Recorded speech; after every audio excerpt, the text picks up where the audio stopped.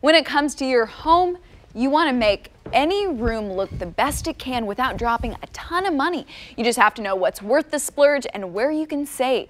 Bill? That's right. Interior designer Richelle Plett is here with tips on how you can give your living room that va-va-voom without overspending. I think that's the first time I've said va-va-voom. You said it really well. On our show. Well, I was inspired by you being here, of course. So I'm really excited about this. So truth is, we are looking at a new home and some redesign concept as we move in there. What items should I be looking at, and where should I be getting ideas from as I'm planning out our new living room or something like that? Well, the first thing you want to do is always have that plan, because having that plan really allows you to focus where you want to spend your dollars. If you're looking at, say, a formal living room or a family room, think about where you spend most of your time, because your biggest investment should be where your tush sits most often, which is going to be your sofa.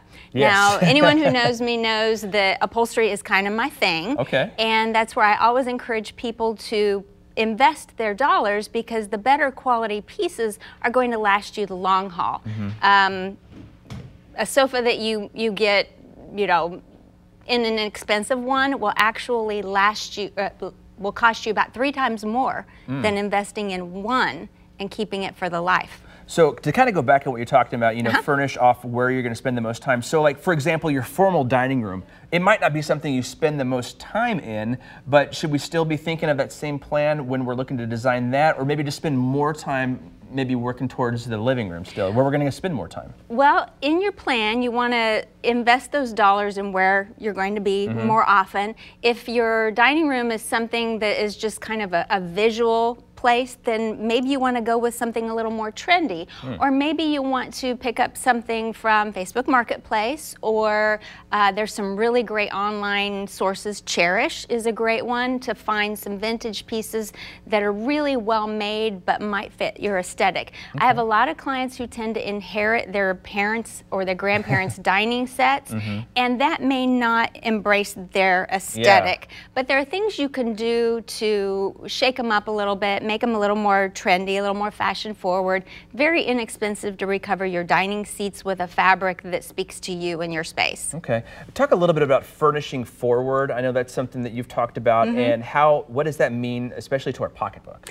It means investing in the best that you can and keeping it for the long haul. So not necessarily buying brand new, although that's great if you can, but there are great sources to get used pieces. Your antiques are really great quality pieces, as opposed to dumping, a few dollars on a new piece and it not lasting even a couple of years. Whereas if you furnish forward, you can buy a great chest. You can rehome that from your living room with a TV above it. You can even put it in a child's bedroom. You can use it as a media cabinet. There's so many things to repurpose those better pieces that will last a lifetime. Yeah, and who should be, who are you talking to when we're talking about all this furnish forward? Who is this information good for? Is it that same information, for young folks like, myself, we're going out and we're looking at homes or buying homes, or for folks that have been in their homes for 20 years and are just looking for a redesign?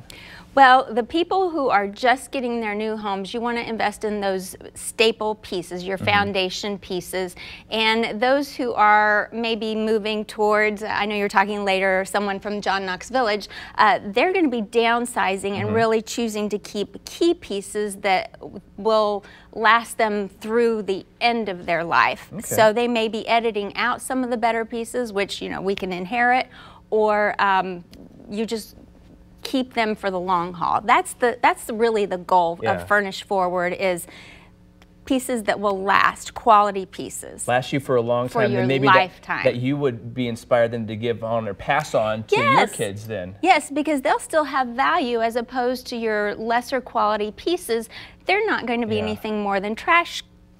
And value, I think, like you said, value is not only just money, but also personal value to yourself and your family. Sentimental value, heirloom value, Yeah, well, Richelle, thank you for being here. A lot of great tips, I think, moving forward. And I know spring is a good time to buy a home and everything changing, so we appreciate you being here today. Absolutely. I hear you're doing that too. Well, we'll see.